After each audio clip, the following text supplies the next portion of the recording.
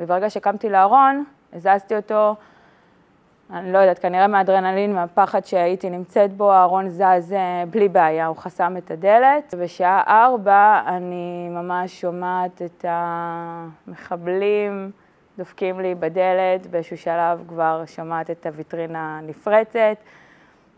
הצלחתי לרשום בקבוצה של הקיבוץ שהמחבלים אצלי בבית, אני שומעת את הצעדים בתוך הבית ואני שומעת אותם רצים לתוך הממ"ד, שזה 3 מטרים, משהו כזה, ומתחילים לבעוט בארון. עכשיו, הם לא כל כך הצליחו, הם צעקו צה"ל, צה"ל. העניין הוא שאני לא הצלחתי להאמין אם זה צה"ל או לא צה"ל. שמעתי אותם מדברים בין עצמם, עכשיו לא כל כך הצלחתי להבין את העברית, אם היא עברית או ערבית, לא כל כך הצלחתי להאמין לה, וגם לא הגבתי, הם שאלו אותי עם מי אני נמצאת. לא עניתי להם, הילדים היו בשקט מוחלט, הצמדתי אותם גם לקיר הפנימי של הממ"ד. ביד אחת החזקתי את הארון וביד שנייה החזקתי את הילדים, כי באותו רגע כבר חשבתי שזהו, זאת הפעם האחרונה שאני רואה אותם. הסתכלתי עליהם טוב טוב, אמרתי להם לא לדבר. הגדול היה הגיבור, באמת, הוא תפקד שמה. אני זוכרת שהוא גם החזיק את הקטן צמוד לקיר, הוא שם לו את היד על הבטן כדי שהוא לא יתקדם עליי כל הזמן ושהוא יהיה צמוד לקיר כל הזמן. נורא פחדתי מרסיסים, אני לא יודעת על מה הם יתחילו לראות, אם הם יפגעו בחלון או בדלת ומה יתחיל לעוף. זהו, ואז היה קצת שקט מכיוון מי שניסה להיכנס, ואני רואה קנה של רובה בין הארון, כי היה חריץ קטן, לא הצלחתי להצמיד את הארון ממש עד הסוף לקיר. זאת אומרת שהם הצליחו לפתוח את הדלת של הממ"ד? הדלת של הממ"ד לא נעולה והיא נפתחת לכיוון הבית, ככה שאם הם היו פותחים את הדלת לכיוון הארון, אולי היא לא הייתה נפתחת, אבל הם הצליחו לפתוח וראו קיר של ארון. אני זוכרת שהם גם שאלו, מי שם פה ארון? עכשיו, לזה לא עניתי.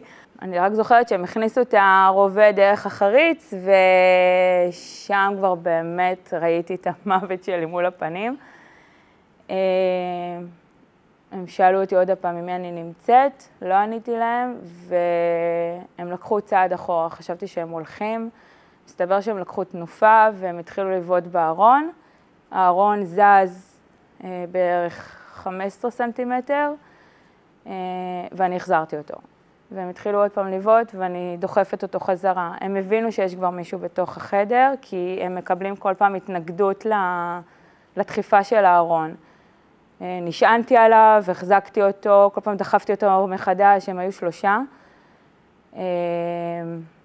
זה כבר שלב שעזבתי את הילדים שלי, הם החזיקו אחד את השני.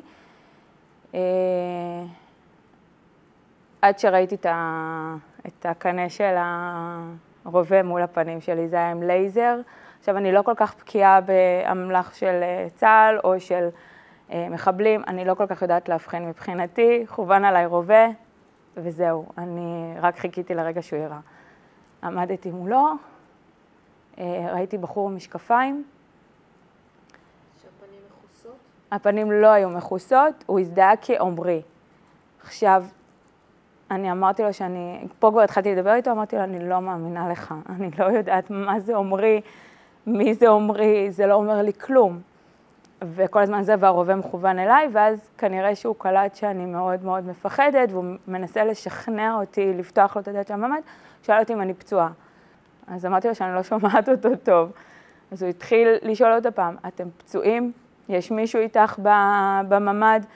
אני אפרוץ את הממ"ד, אני פורץ את הממ"ד, הוא התחיל לדבר הרבה בפי, שהייתה נשמעת לי בסדר גמור, אבל עדיין לא כל כך הצלחתי להרגיש ולהשתכנע, שהילד שלי, הקטנצ'יק, זה בעצם המשפט הראשון שהוא אמר כל היום, אמר, אמא, אני מפחד. החייל שהיה מולי, מסתבר שזה היה חיילים, החייל שהיה מולי שאל אותי אם התינוק פצוע, ואם צריך לחלץ אותו, וזה עכשיו.